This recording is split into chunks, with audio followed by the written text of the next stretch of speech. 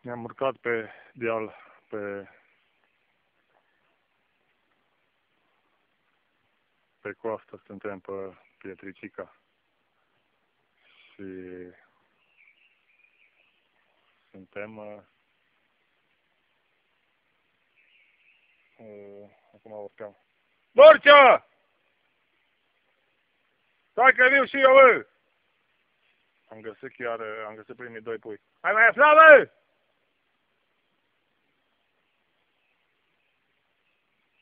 Am găsit primii 2 pui. Aici. Borcea a găsit un pui mai înaintea mea, dar el a urcat în sus. Și el a urcat mai repede. Primii 2 puiarnici. Asta aici. Așa. Și se pare că am mai găsit un pui, am mai văzut un puiarnic, da. Ăsta e mai mițitel aici.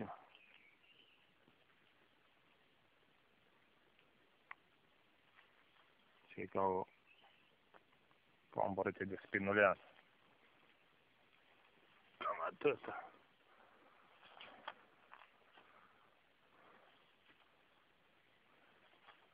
Deci asta e cam atâta deocamdată.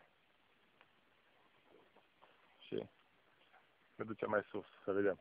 Ursulache, ești aici? A, ursul. Aici e și ursulache. Acolo mai sus. Mergem sus până la comandă. Am ajuns la vârful Pietricelei cu Borcea și cu cățelul, cu ursulache. Urcăm spre Dâmbu Tomi. După aia la comandă. Ce ursule te-ai obosit? Ha. Ursule.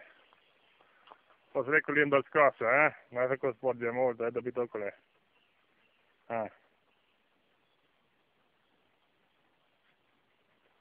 Dobitocule.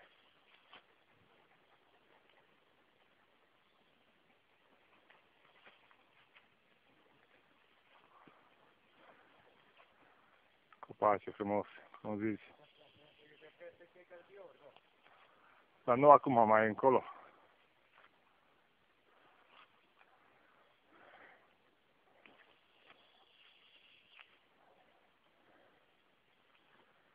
Urcăm spre... Mergem sus spre Dâmbu Tomi. O poiană frumoasă așa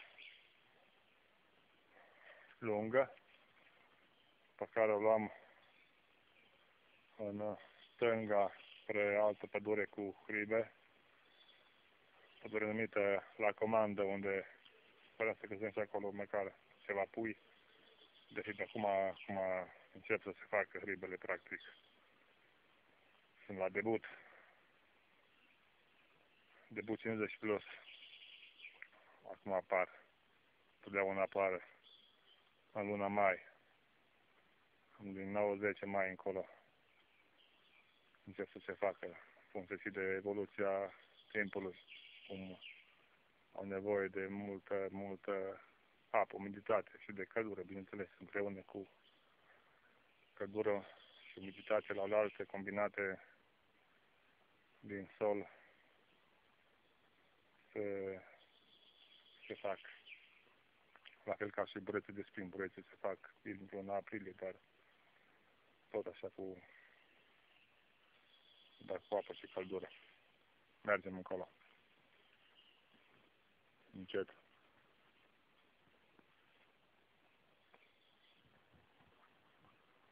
Ursule, aici.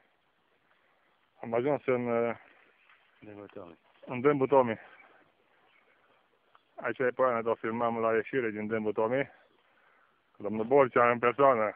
2 pungi. Ia Borcea să văd în punga mea, să văd ce hribă ai găsit. În punga ta sau a mea? A mea, să văd ce hribă ai mai mare. Nu scoate afară, să văd. Bă, din punga mea, mă. Păi lasă-i scoate din ta, că cea mai mare. Da. Ia uite-o. Nu ține de Cocean să soare De toată. Cocean să, unde să te? Aia, da. Arni copil. Așa e, băi, ursule. Ursule e nebună, da. Da. Aici suntem toată echipa. Antitero, toată echipa. Antitero. Forți aici. Hai. Băi, Surzu. Hai, ursule nebunule. Hai.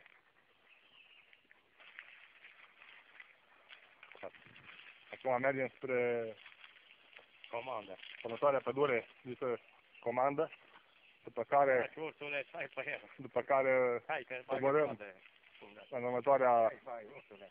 poiană la Săcădaș, coborâm jos și mergem Ursule. în următoarea pădure la Zăvoia Țapă, după niște măturoaie și ne întoarcem acasă.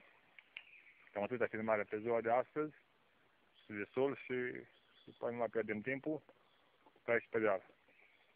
Deci stai colță, băi. Facem Nebunule. ocolul Stai colță, nebună. de la împămânănete, Nebun. ne întoarcem spre casă. Tot acolo. Așa? Deci astăzi, Mm.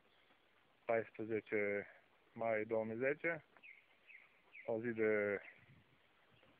de vineri, o zi noroasă. Momentan nu plouă, dar s-ar putea să plouă pe tot parcursul zilei. Așa. Când ne vom vedea un bea și o bere, pa și pu, la revedere. Ciao, bambina. Pa și pu. Ciao.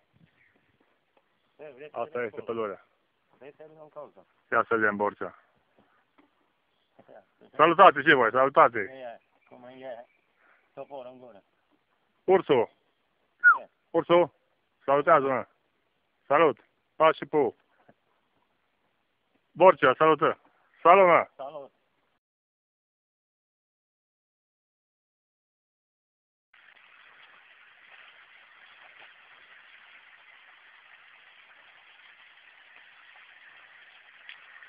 Aici se trece Valea Malului.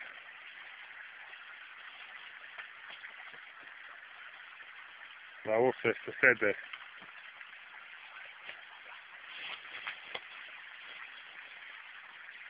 Este domnul Borcea, Ionel Babanu. Aici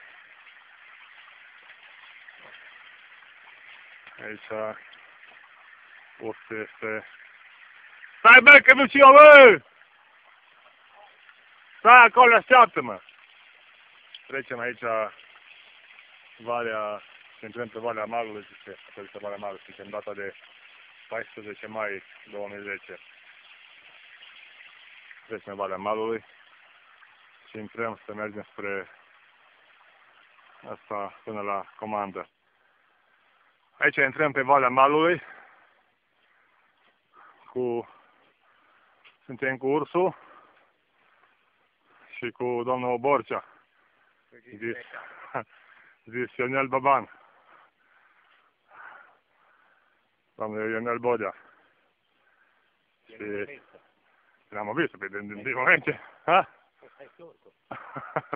Nu, ăsta e becale, măi.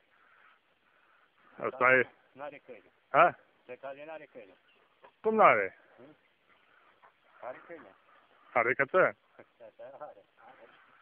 Are. Intrăm pe Valea Malului și o luăm aici în stânga pe coasta asta zisă Petricea, până ce ajungem la Comandă. Am intrat acolo, ne-am făcut, ne-am filmat prima dată când am intrat, când am filmat și așa zisul motel, nou hotel a țigăneilor care sunt la vite, ciurdare.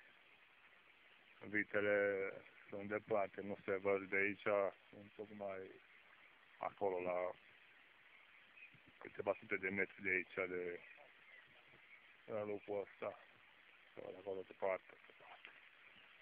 Așa.